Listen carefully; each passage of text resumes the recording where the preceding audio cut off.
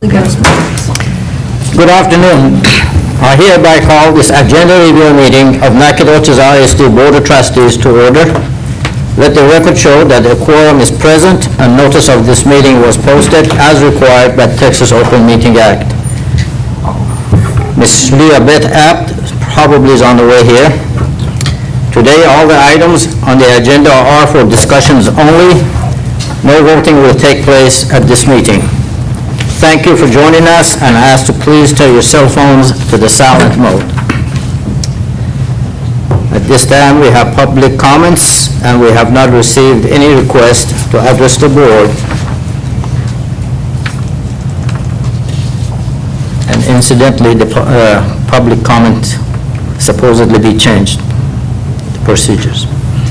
At this time, we're on a consent agenda. This portion of meeting, we will discuss items from consent agenda.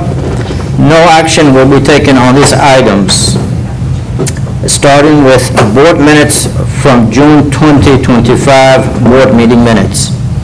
Board? I found a spelling error on page 7, number 4. It's public comment. It says OALH of office. Page 7. Page 7. Okay. Number 4.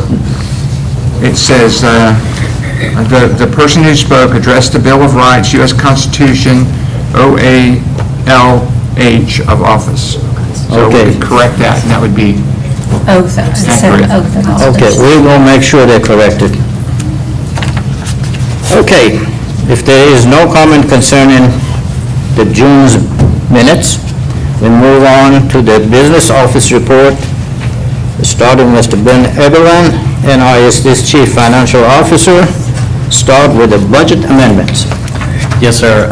President Nearmont, Board of Trustees, Superintendent Burden. We have two budget amendments. A is to budget our donations for convocation, and B is to transfer funds from functions into Function 51 to cover our centralized fleet model expense. So no increases, anything, just transferring between functions. Okay. Board, are there any comment or question? I just had a question. Before, when we did all this, like summer maintenance and all the projects that we had a list of the things that the money was going to be used for, and I don't know if that applies here or not. I'm just asking. That's the person. No, sir, it does not. This is strictly for vehicles as it pertains to our enterprise contract that we have. So it is for, so we know what it's for. It's for vehicles. Yes, okay. Great. I think the headline actually explains it. Yeah. Okay, next is donation under $2,500. Yes, sir. We have quite a few communications. I received a $1,500 donation from Cadence Bank for convocation, $500 from Zero Graphic East Texas Incorporated for convocation, and $2,000 from Nikki Evans Wallace State Farm for convocation. NHS received $1,000 from E-Tech Texas LLC for Fish Camp. Athletics received $810 from Nacogdoches Dragon Athletic Booster Club for water polo caps. They also received food from Nacogdoches Dragon Athletic Booster Club for home and away games, and food from HEB for football home and away games for this upcoming year. Thank you. We certainly appreciate their generosities. Okay, next item is donations over $2,500. Yes, sir. This may or may not be the biggest donation that I've seen to a school district. NHS CTE received $175,000 from Nacogdoches Education Foundation for middle school career exploration and CTE pathways at the high school. And also athletics received a $5,310 from Nacogdoches Dragon Athletic Booster Club for football player devices. Okay, that budget goes to the football athletic club. Does it say where they come from? Who donated that? The Booster Club donated. The Booster Club. Is it football Booster Club or general Booster Club? I believe it's General Booster Club. Yes, sir. Okay. Next, investment report. Yes, sir. Just our standard investment report, not much has changed. If you have any questions, I'd be happy to answer them. No, we don't, I personally don't. Board has no- All I wanted to say is, we're seeing an inverse, we see, because of our bond coming to an end and the money going down, we're seeing a diminish in our money that we're producing. So it's good that we never were dependent on that money to run our school district, like a lot of schools do. So we're real thankful for the investments that we've made, and continue to do the best we can on getting the maximum we can get out of the money we invest. Okay. Next item is miscellaneous business office report.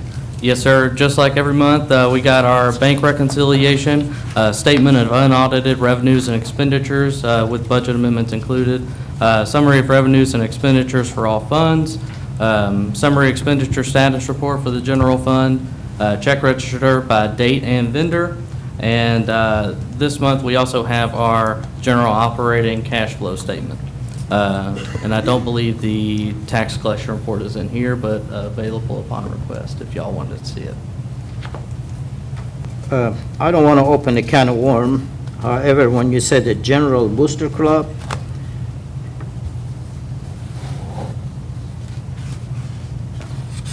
I'm kind of concerned only specifically provide the meal for football, if that's the case. If it's general, it has to go for everyone.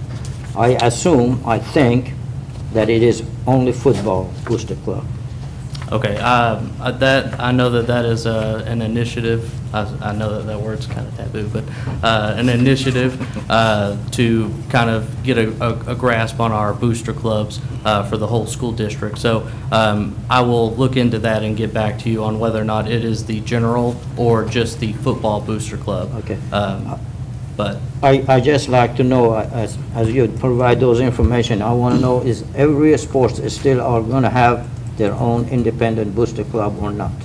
yes, sir. Because their funding should be expended toward their own programs.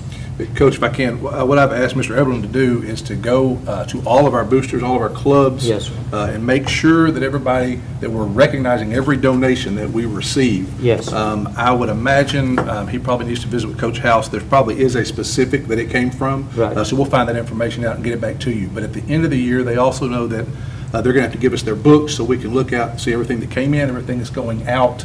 We're going to start that practice to be sure that we're keeping up with everybody's money and the things that are being donated to the district. So he'll get back with him, with Coach House, and find that out. Yes, sir. Okay, go I ahead. know there was conversation about bringing all the boosters together, but that's not going to work. No, sir. So everyone should have their own That's right. individual booster club. Yes, sir. Thank you. Okay, now we are item C, which is purchase over $50,000, and presenter is Dr. Jolene Curley, Executive Director of our Curriculum Instructions.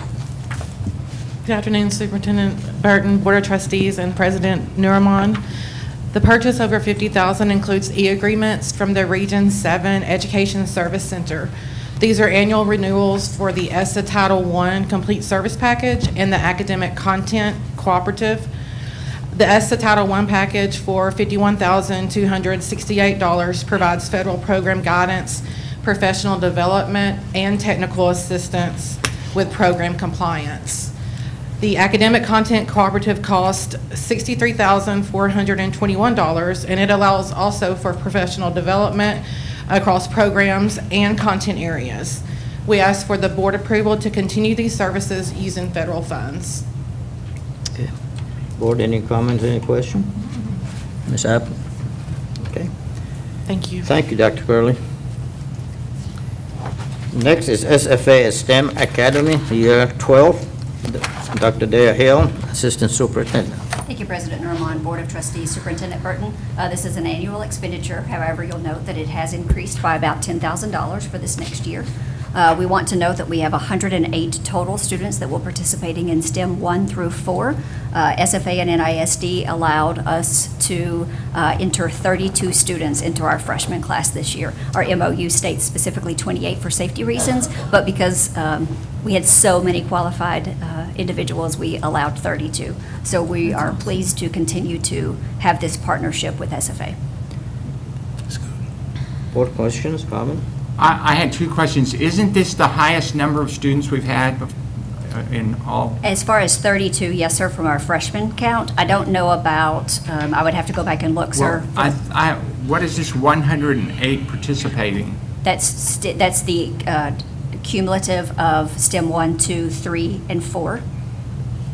So that's all of them put together is 108, but our freshman class has 32 students.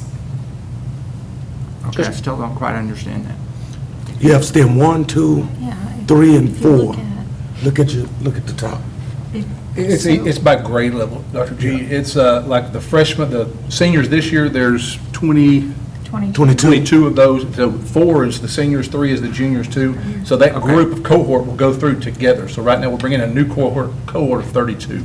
And so STEM 1. Okay, so we're only doing 32 this year, but but the entire cost then is $130,000, and that's gone up some. Yes, it's gone up by $10,000. Do we have a percent of how much they increased the cost? Because a couple of years ago, they didn't go up at all. Correct, I believe that was last year. And I so- didn't do the math, I want to say it was about 8 or 9%. Okay, okay. And I believe, Dr. Hill, you said this is the first time they've increased price since we've started this. Yes, sir. Yeah, I think we knew last year that was our last little gift.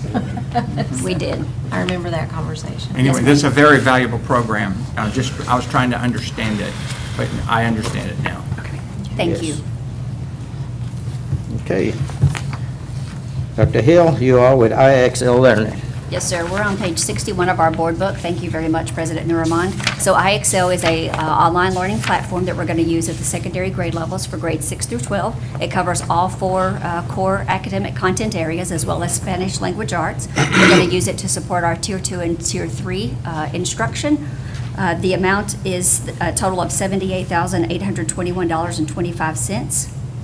coming out of federal funds. You will see that there's about $5,790 that will consist of professional development for those staff members. And you'll also note that we can use it as a pre and a post assessment for our teacher incentive allotment if needed, but it is also an approved program regarding Texas Education Agency, and it's allowed for our HB 1416 waiver. So basically, 1416 tells us that when we intervene with students, we have to have a 4 student to 1 teacher ratio, but because we're using this approved program, it allows us to have more students served by 1 teacher. That's good. Question? You said this was being paid for through federal funds? Yes. Okay, not to be picky, but on the recommendation for the motion, if we could add that the 78,000 is coming from federal funds, because it doesn't say where it's coming from right at the moment. Absolutely. And I think that will just make a difference. Yes, just ma'am. knowing. I appreciate that. Sure. I will Thank you. add it. Yes, ma'am. Thank Good, you. thank you. Thank you, Mindy. Okay. Imagine Learning. Yes, sir. We're on page 64. Thank you, President Nuraman. Imagine Learning, which is also known to us as Edgenuity. This is an online program that we use primarily at Margie Chumley for our credit recovery as well as initial credit for those students who are enrolled at Margie Chumley. We also use it at Nacogdoches High School for credit recovery. So the amount is $55,969, and we are using local funds for this particular expenditure. Okay. Board question? If not, Dr. Curley, Amazon, you make Walmart and everybody unhappy. Yes, sir. Okay. President Nuraman, Board of Trustees, Superintendent Burton. For the 25-26 school year, the district will provide school supplies for students at the elementary and secondary levels. Additional items may be requested at the secondary level depending on the course requirement. We ask for the board to approve the total purchase of $132,598.07 using federal funding. Question? I have a question. This is the first time we've ever done this, right? Yes, sir, So that's this is correct. great that we can do this for the kids. At least we're starting off at the beginning of the school year, and after that, they have to get their own, right? Okay, but when we buy books and such, the transportation charges are enormous. So because it's Amazon, it's probably that quote, it's Prime delivery free. Is that right? It's delivered free? I'm not certain about that. I don't want to misspeak, but I know that we chose Amazon as a vendor because traditionally they have a really quick turnaround. We also have intentionally worked with our campus administrators to make sure that these orders are campus-specific and they'll be shipped directly to our campuses. Those are the two questions I had, and you just answered both of them. Thank you. Perfect. Thank Just you, for your sir. information, Dr. Groman, Amazon always charges regardless of what, so they're not in love with you and I in this district. Okay, I do want to say thank you yes, certainly, thank you. for taking care of our kids and our families.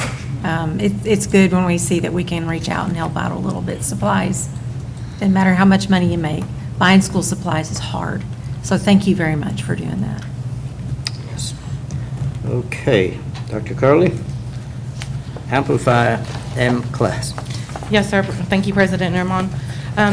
The purchase over $50,000 includes a comprehensive purchase that will include supplemental instructional materials for Tier 2 and Tier 3 instruction at the elementary level, using Amplify M-Class for both reading and math. The purchase includes diagnostic assessments that align to small group instruction and progress monitoring, as well as digital access to subject-specific content for enrichment and intervention. We ask that the board approve the cumulative purchase in the amount of $146,073.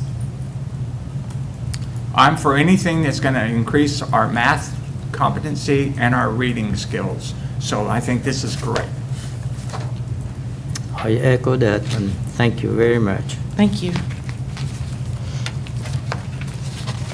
Okay, at this time, Mr. Martin, hazardous bus route for 2025-2026 school year. Good afternoon, President Norman, members of the board, and Superintendent Burton. In accordance with board policy CNA, the district may apply to the Commissioner of Education for an additional amount of up to 10% of its regular transportation allotment to be used for transportation of students living within 2 miles of the school they attend who would be subject to hazardous traffic conditions if they walk to school. A hazardous condition exists where no walkways is provided and students must walk along or cross a freeway or expressway, an underpass, an overpass, or a bridge, an uncontrolled major traffic artery, an industrial or commercial area, or other comparable conditions. Administration is recommending that the board approve the attached list of hazardous bus routes and adopt the resolution regarding hazardous traffic conditions for the 25-26 school year. We'll be happy to answer any questions the board may have. Board, is there any question? It's not a question, but an email I received. I believe there's a child I'm sure all the board members received that, the same email. Had custody 1 week per week, and evidently it's the same neighborhood, I guess.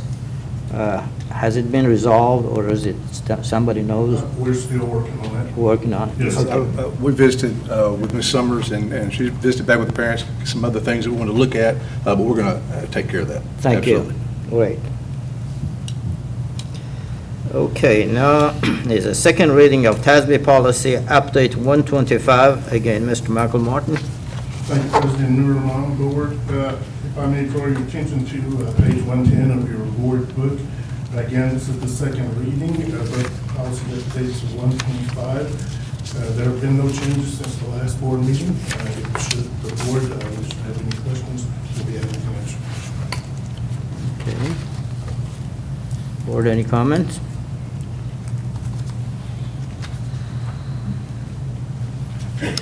If not, we move on to item F, which is second reading revised policy, DC employment practices. Yes, sir, President Nurulon, thank you. Your attention on page 378, again, this is the second reading of DC employment practices. And should the board have any questions, we'll be happy to answer. I don't. I tried to read it, but it takes me half a day to read 2 pages and comprehend. This one is, I'm sorry. Go ahead. Mr. President, this is the proposed revision to clarify employment authority, specifying that the superintendent has the sole authority to make recommendations to the board regarding the selection of contractual personnel. The board retains the final authority for employment of contractual personnel. The board delegates to the superintendent the final authority to employ and dismiss non-contractual employees on an at-will basis. Okay. Mr. Burton, you got a lot of responsibility. Item J is consideration of and a board action to authorize the superintendent or designee to employ personnel under teacher contract for 2025-2026 school year. Mr. Charles Zemonic. Good afternoon. Well, Les told me to be careful how talking to this. He said it booms and you're already naturally loud. So good afternoon, President Nierman, members of the board, and Superintendent Burton. Before I begin, I just want to thank these two ladies back here because they have helped me tremendously as I navigate board books. So if you're like me and you like paper, you're going to see some errors because the first one I put in was my drafts. I didn't, and then I caught it. So in the digital version, it is correct. That said, this particular item is the consideration to authorize superintendent designee to employ personnel under a teacher contract. You will notice on this that it does have an expiration of September 1st. What Mr. Martin just explained to you is that the board is taking on the delegation to provide those contracts. We're looking for specifically for teachers to be able to offer them a contract. The reason for that is while we are in very good shape as far as our personnel is concerned right now, you always have last-minute changes that take place, family issues that occur, and we'd like to be able to get teachers in front of kids as fast as possible. So if a teacher turns in a resignation August 1st, absent this, we'd have to wait till the next board meeting to bring them forward. It is our recommendation that the board authorize the superintendent designee to employ personnel under a teacher contract up until September 1st, at which point we'll revert back to you. And I'm happy to entertain any questions should you have them. I do not have any questions. What do you have? And if I could just add to that, once the meeting comes, we will let y'all take action on those folks, but we want to get them employed, get them in so we know we filled the spot. Then you will see them again, the personnel that we're recommending, and you'll be able to do it that way. Thank you. Okay. Was it approval that we were asking or just being informed when it comes to teachers? I believe that, if I understood, we look at the list as well. Right. That's their decision to hire. But it was the superintendent's authority to hire anyway. Right. We just wanted to be informed. Right. When it comes to teachers. Yes, sir. So, Every personnel, I see it. What it will be moving forward is I will simply recommend who they are, these teachers, and then y'all, as board corporate, will make that yay or nay. So Okay. you will actually have the authority, and it kind of goes into the whole, anyway, it's the way it should be done. I will recommend, you don't have to look at it, but once y'all get them, if you have any names Okay. you want to talk about or whatever, you'll just have authority, and it's usually over a blanket. We're saying, here are your non-probationary teachers, and you get the list, you look at it, you can say yay or nay as a group. So it's not individually, you're going to go down to each one. okay. Mr. Zamanek is a T-test appraisal and the calendar for 2025-2026 school year. Thank you, President Nierman. If you will turn to page 381 in your board book, this is the recommended list of certified T-test appraisers for this school year. These are the individual T-test, for those of you who may not know, is the Texas Teacher Evaluation and Support System, which is how we evaluate the performance of our teachers. These individuals have gone through the Region 7, or one of the various programs that get them certified in T-test. Attached with it on page 383 is the appraisal calendar for the 25-26 school year. As a former principal, this calendar is what drives me, making sure that all of our obligations are met with T-test, as well as making sure our teachers are given enough feedback in a timely manner. You will also notice on that same document that there are days that you are unable to observe a teacher. Those are defined as before or after holidays, have been included as well. I do want you to know that this particular item is not an exhaustive list, so as we add additional administrators to the personnel and they need to be brought forward for T-test certification purposes, we will do so, but this is our most accurate list to date. And I'm happy to entertain any questions. I just want to be, I'm thankful for all those who have volunteered to do this task of evaluation and appraisal. We thank you for your support. This makes our students better because it helps our teachers be better. Thank you. Just to clarify, this is not volunteer people who do it. They're assigned people to do it. It is included in their job You description. didn't see my quotation marks. Voluntold. Okay. Next is consideration of the board action on resolution to designate non-business days for purpose of the Texas Public Information Act. Mr. Les Lineberger.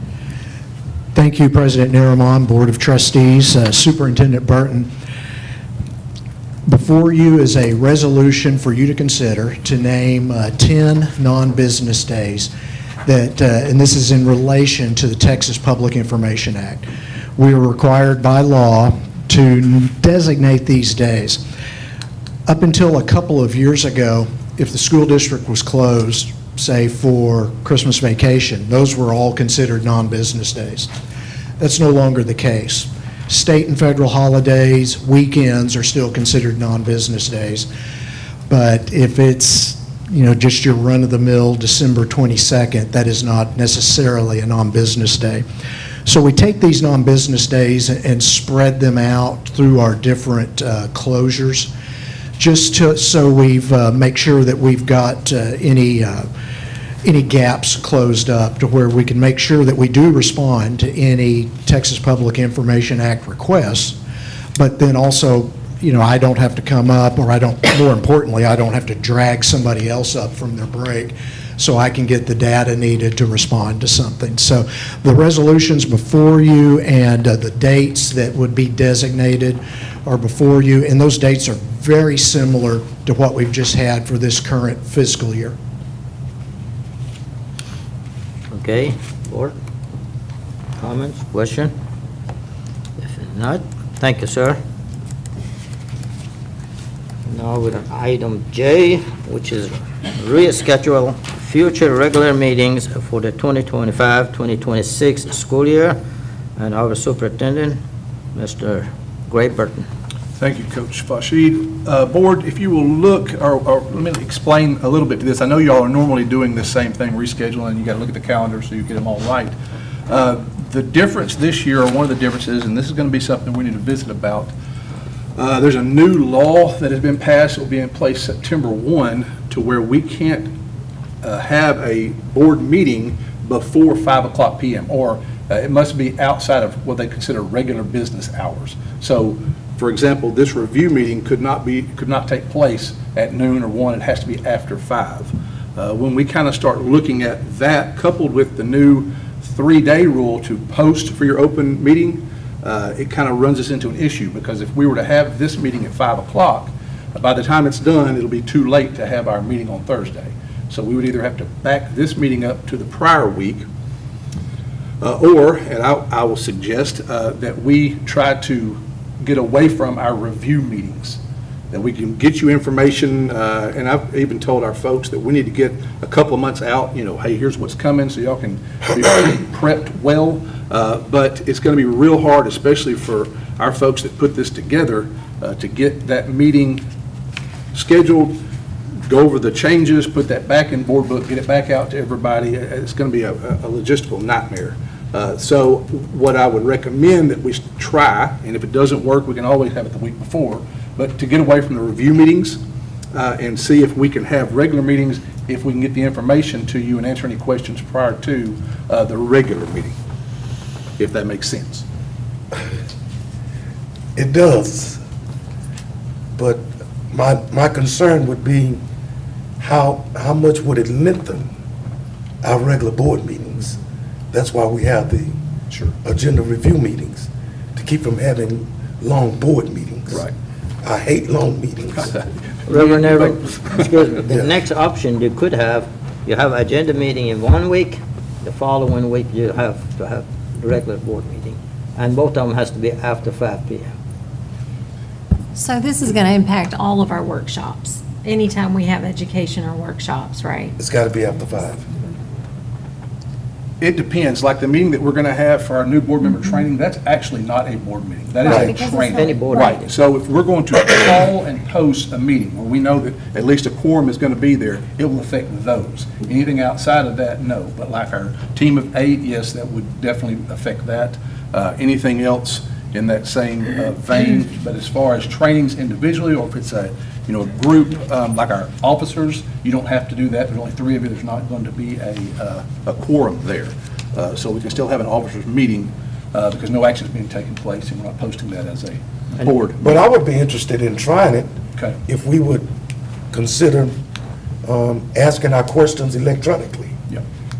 And that way, at the board meeting, all our questions have been answered, and we won't have to tie up the whole night asking questions. Sir, yes, sir. And that's what I told our group.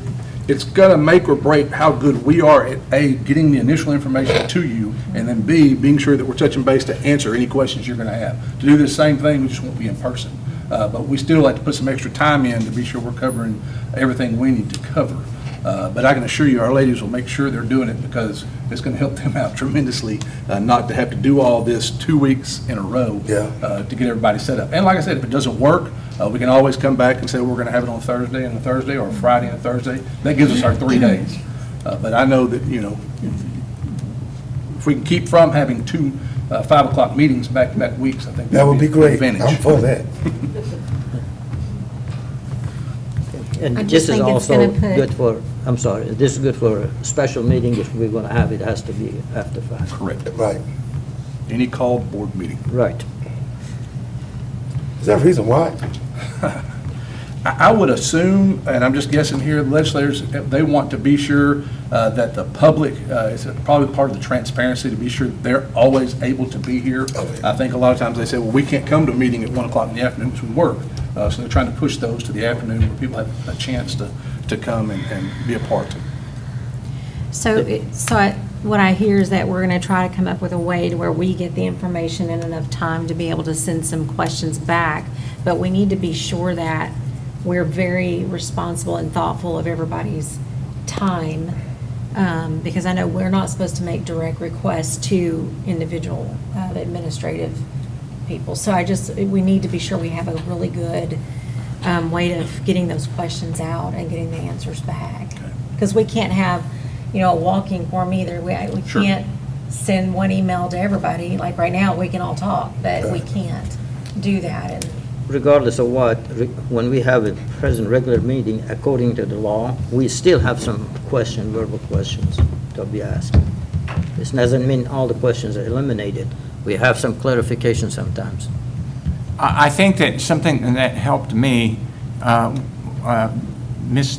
Brady and President Nirman and I went to Region 7, and we had a legal update, and there are 107 new bills for schools to comply with.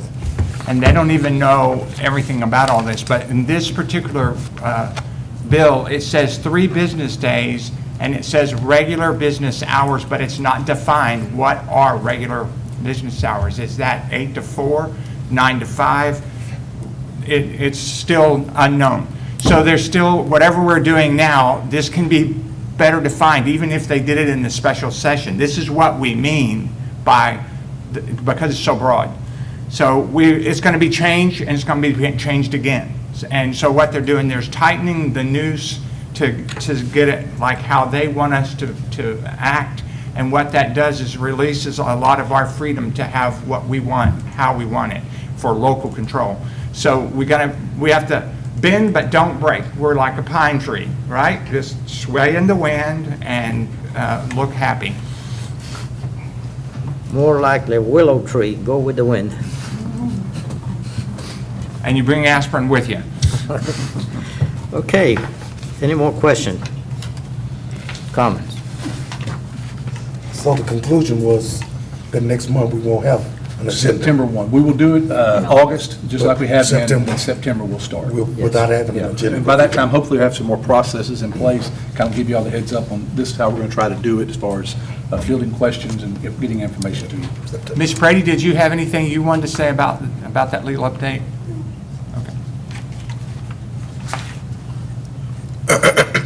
Okay. Now, with discussion action agendas.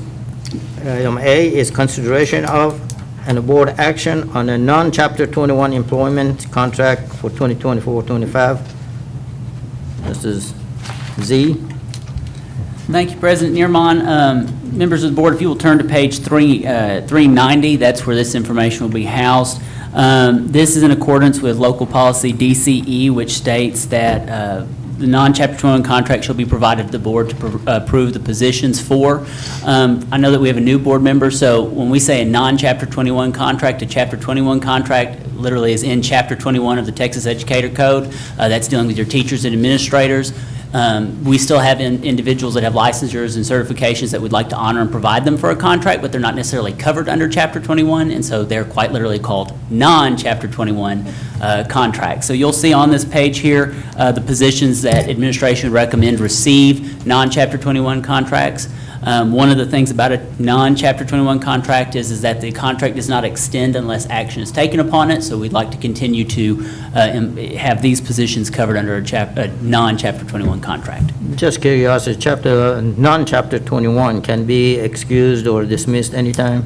So they still have protections under, with a contract. What it really comes down to for them is that whereas a Chapter 21 contract has a different procedural protections as well as the ability for their contract to be renewed unless the board is taking action through non-renewal or termination, a non-Chapter 21 contract will expire naturally at the end of the term of the contract. Is that enough legalese? Yes, thank you. Another thing about this, these are highly skilled people, and they're difficult to find. So we want to treat them with respect and try to make sure that we retain what we have and get the ones we need. And so we appreciate what you all do to make that happen. Thank you. And everybody at the schools helping that work to get professionals to help our students and our teachers. Because we have counseling for everybody, right? Coach, we can put that on the consent agenda. That's my options. The sorry. option is, can we put that on a consent? On the consent agenda. Yeah. Okay. Next is first reading of new local policy EHAD, Basic Instructional Program Elective Instruction. Mr. Michael Martin. Thank you, President Neermon. Again, if I may direct your attention to 393 in your board book. This is a policy addition.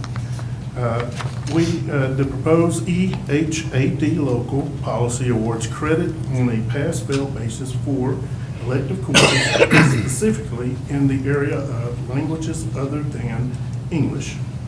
Under this policy, students may receive credit for lower level LOTE courses, for example, Spanish 1 or Spanish 2, if they demonstrate proficiency by successfully completing a higher level course, Spanish 3, with an overall average of 70 or higher. This provision is intended to recognize prior knowledge and fluency, allowing students who are already proficient in the language to advance without repeating foundational work.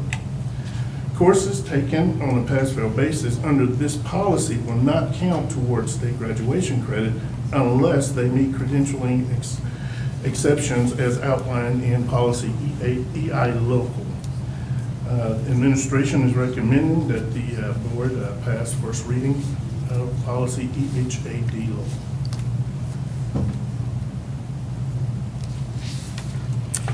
In other words, moving on to the next level has to be letter grade, not pass and fail.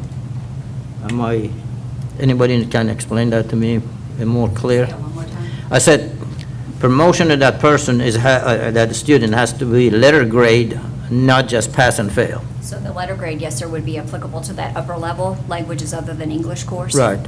So as long as they pass that with a 70 or above, Right. then whatever lower level, they would just receive a pass-fail. And that doesn't, it counts towards graduation credits, but it does not count towards their GPA. Okay. Okay, any questions? Okay. Mr. Martin, consideration of and the board action on adoption of 2025, 2026 Students Code of Conduct. Thank you, President Newman, members of the board, Mr. Burton. We received our model student code of conduct last Tuesday from the Texas Association of School Boards and worked diligently to put it before you this week, board.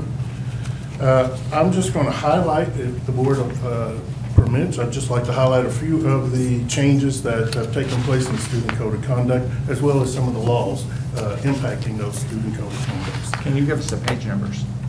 Yes, sir. We're on page 395. But I did not outline them in the book.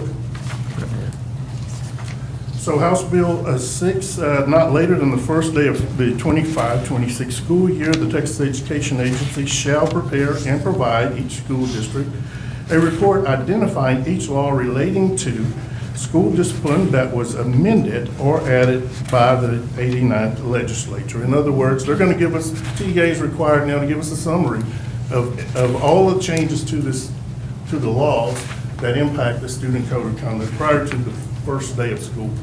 So we are looking forward to getting that because it has been a challenge going through all of these bills, House bills, Senate bills, as well as educational codes that have changed. House Bill 6 changes the standards for teacher removals and clarifies that a teacher removal can be resulted from a single incident of student behavior. In other words, one incident of student behavior, the teacher can remove the student from the class. H. Bill 6 also requires that the removing teacher should have an opportunity to participate in the conference. So when there is a discipline conference, should the teacher wish to participate, they now are allowed to by law. A teacher, the campus behavioral coordinator, or other appropriate administrator must notify a parent or person standing in parental relation to the student of a formal removal. A teacher may remove a student from class based on a single incident or behavior. Again, we have to, campus administrators have to notify parents upon any type of change in placement, including an arrest. Let's see.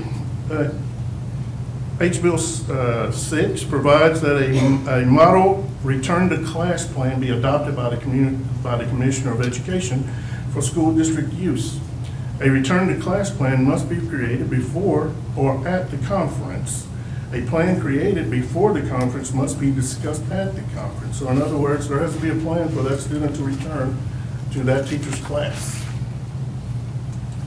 A student who has formerly been removed by a teacher for any other conduct may not return to the teacher's class without the teacher's written consent. Teacher has to have teacher has to provide written consent that the student may return. Education Code 26.015 requires school districts to post on their websites for each campus, each email address and dedicated phone number for the campus behavioral coordinator.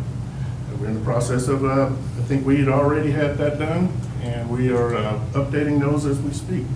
Senate Bill 326 requires the school district to use the definition of anti-Semitism provided by Government Code Section 448.001, including the examples referenced when determining whether behavior that violates this code of conduct was motivated by anti-Semitism. These are just a few of the bills, and I can keep going should the board wish. But these are a few of the House bills, Senate bills, and educational codes that have changed that are included in these model student code of conduct, which we request the board approve. You have any questions? I have a question. Yes, ma'am. How are these code of conduct changes communicated to the parents? How do they know that these changes are going to be in effect for their children in our district? That is a great question, Ms. Brady. It is normally through the student code of conduct, but because you asked that question, you put something on my mind. Mr. Burton, we might consider taking my list and doing just a cheat sheet for our parents, just to put it out there and say, hey, these are the rules that have changed. Sure, Put it on absolutely. the website, something like that. And we'll also put a notice out that the code of conduct is up. They actually have to sign that they have read it before they start school. So there's a place in there for them to download it, and the parent has to sign and say, yes, I saw this. Now, of course, we want to make sure they actually do before they skip to the bottom and sign. So I think it's a great idea. We'll put some of the new things that are going to be in place. And the other thing is going to be cell phones, smartwatches. There's some changes coming with that where they're banned from school. We're going to talk with our principals also about how we're going to go about handling that particular thing, and so we'll get all this information out to them.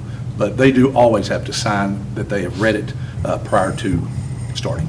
Yeah, and I think uniformity across our campuses is going to be key, because if we know what the law says and we have our code of conduct and everybody knows what is expected, then everybody has to live up to those expectations, because we can't have one campus doing one thing and another campus doing another thing.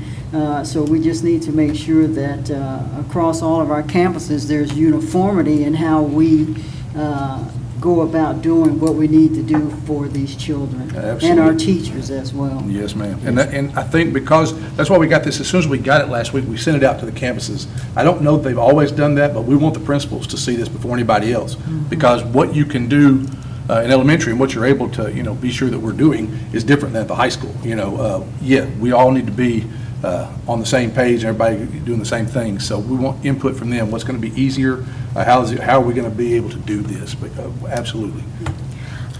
Could I just request that this be posted ASAP?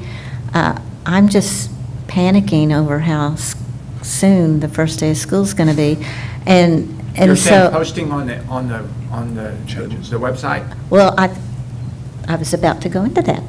Post on the website, post on every campus's, their little thingy that's, with the app, as many opportunities for a parent to run across it, and especially, though, that those campus app things, because that's where parents are going. They're not going to definitely go, they won't go to the website necessarily, they're going to go to the campus to find out what to be prepared for their child. And so the sooner they get their mind around, oh dear, they cannot take their cell phone, the better. We need preparation for that. And do realize we can't post anything until y'all take action Thursday. Oh, okay, So well, it's nothing get official. ready. Yeah. We'll have it all primed and ready for print as soon as it hits. Okay, board. My question would be, according to House Bill 6, the teacher's ability to remove the students after a single incident. So where do the students go once they've been removed? Well, there's in-school suspension that the students can go to, or other areas that the principal might assign them to go to just to maybe cool off or cool down. I think the change here, this has always been in place, you could remove a student, but now what they're trying to say is if a student does something egregious that you can't be in here, they're not going to make you have this pattern before you can remove them to an alternative placement. It's just, if they're, throw a desk across the room or something, you don't put them in timeout in the room and, coddle them a little bit, we go ahead and move them. Folks, we have options to put this on a consent agenda as well. You want to put that a consent agenda, or you want to be discussed at the board meeting? It's okay. No, I think we better vote on this, I think. Okay. Next item is item D, consideration of resolution declaring intention to sell the property located at 4122 Appleby Sands Road, Nacogdoches, Texas, 75965. This is a property right across the high school when you get out of the Maroney Drive. Okay. Yes, sir. Coach Fashid, board, I think this is something, I know this is something y'all have already been discussing. What we have here, Ms. Karcheski has given a resolution stating that you intend to sell that property. One thing you will notice on there, we have the option of having a minimum.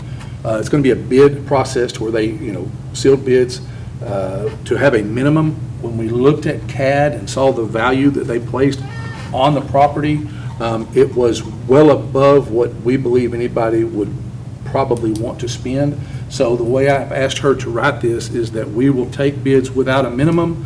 If we don't receive a bid that we feel is of good value of the property, then we will either stop it or we'll extend the bid so they can try again. So Sounds good. Sounds good. That goes on the consent agenda as well, or just skip it? That's fine. I think we have to read this whole thing we have to read the whole resolution to pass it, right? Yes. Yes, sir. Yeah, so we can't put You this wanna on read? consent. Okay. Next item is consideration of the board and action voting on delegate alternate for 25 TASA and TASA Convention Delegate Assembly. In the past, Dr. Groman, Ms. Winslow, and who else did go? These people. Ms. Winslow? There's 3 candidates. What are you asking me? Yes, we need The past is done.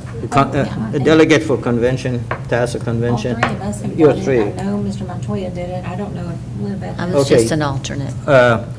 This year, I believe Dr. Groman, Reverend Irvin, and Ms. Brady will go. Mindy, you ain't going? No. So I am asking which one wants to. I can assign, but I'm going to be very friendly. Which can want to be the alternate? Which one would be the delegate? Reverend Irvin, do you have a desire to be delegate? Because you're the most experienced here. I'll do it. Okay, Reverend Irvin. As far as alternate, I'd like to ask Ms. Brady to be alternate to get the experience of it. Okay? Good. And this is in Houston, right? Yes.